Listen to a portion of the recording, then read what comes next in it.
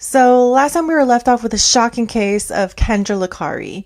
If you haven't seen that video yet, check it out right here. But one thing we were all left wondering is, did Kendra really want her daughter to hurt herself? Let's do a deep dive into that. Quick content warning before we start. We are going to talk about self-harm, so if you are struggling with your mental health, please reach out to a professional. If you're in the US, you can call or text 988. You are not alone. So, back to the question. Did Kendra really want her daughter to hurt herself? When Kendra was caught, she minimized her actions, comparing it to just getting a DUI. And she said things like, I knew Lauren wouldn't actually do it, but let's be real.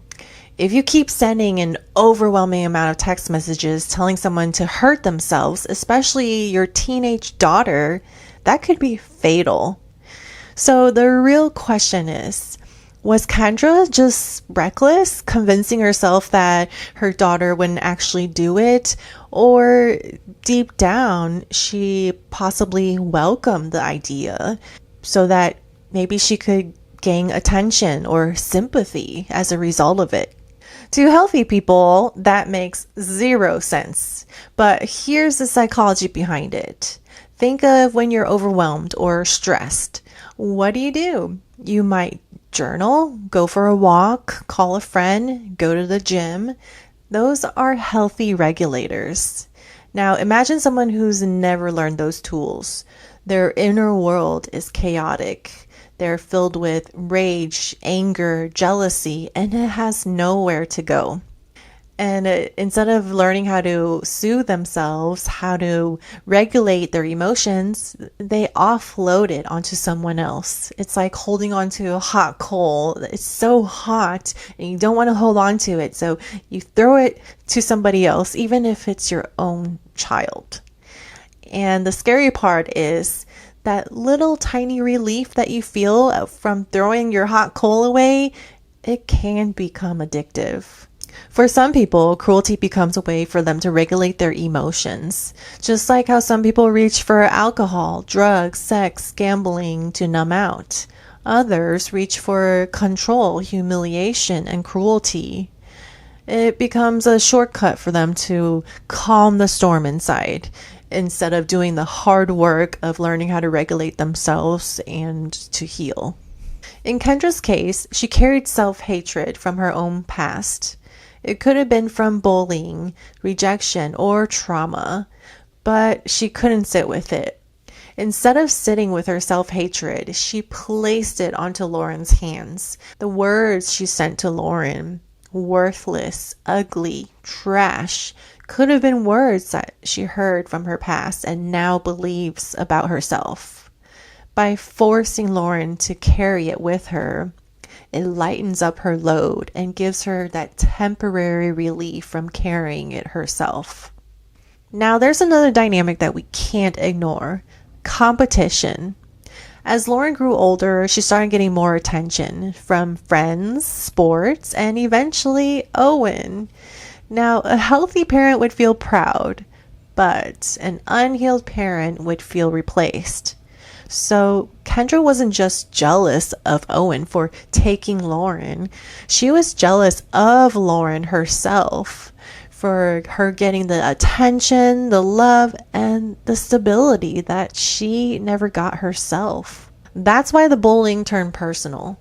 It wasn't random cruelty. It was Kendra's way of pulling Lauren down and saying, you don't get to have what I never had. When a parent sees their child as competition, instead of someone to nurture, it warps the whole relationship. Now let's talk about defense mechanisms and the mental gymnastics that Kendra had to do to still feel good about herself as a person.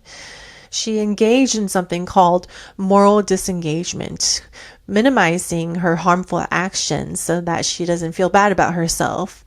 She said things like, I knew Lauren wasn't going to actually do it, and she compared her actions to just getting a DUI. We also sometimes do a smaller version of this, like cutting off someone in traffic, but then saying they deserved it. But When we magnify this defense mechanism, we can start to see how someone can justify the most demeaning texts they've ever sent and still be okay with themselves. Another layer here is I think Kendra is confusing attention with love. Attention, even if negative, can feel amazing to someone who is starved for validation. So if the worst were to happen, she can step into the role of a grieving mother and be showered with compassion and finally feel important. In her broken mind, that feels like love. It's twisted and sick, yes, but it shows how far unmet emotional needs can distort someone's behavior. Now, none of this excuses what she did, but it's still worth asking. How does someone even get here? She claims she was sexually assaulted at 17. That trauma, if left unprocessed, can shatter your ability to trust and regulate. She also has a long history of lies and financial instability. She lied about her jobs, controlled the family finances, and was living in survival mode. That instability can chip away at your sense of self. And we also don't know what her life was like growing up. If her life was filled with criticism, jealousy, and neglect, she may have learned to repeat the same emotional language with her own daughter. Again, not excuses, just context. People don't just wake up one day and decide to torment their own child.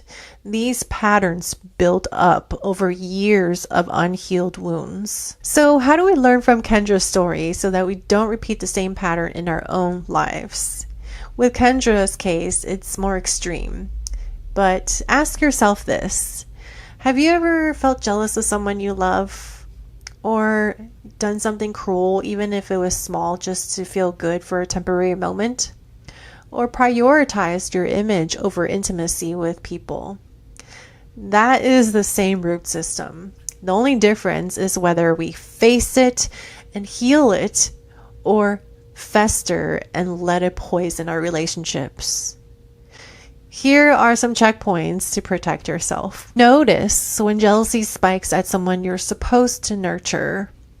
Ask yourself if your words are really about them or about you. Catch yourself when you crave attention or sympathy as opposed to real, genuine love. Audit how you regulate. Are you lifting weights, going for a walk, talking to friends, journaling? Or are you reaching for control or cruelty? If you catch yourself in those patterns, that's your cue that you need healing. Whether it's therapy, getting involved in the community, or working more on yourself, choose healing, not control. So what do you think? Did Kendra really want her daughter to hurt herself? Or was she so lost in her own chaos that she didn't care either way? To me, she was indifferent to the risk because she valued attention more than her daughter's safety. And that is the deepest betrayal. If this video helped you at all, please do me a huge favor and hit that like button. Every like counts. Or share this video with a friend who might need it. Or just leave a comment below and share your perspective with me. I would love to hear from you. If you're someone who's struggling with your mental health today and you're in the US, you can call or text 988. Just know that you matter and you are not alone.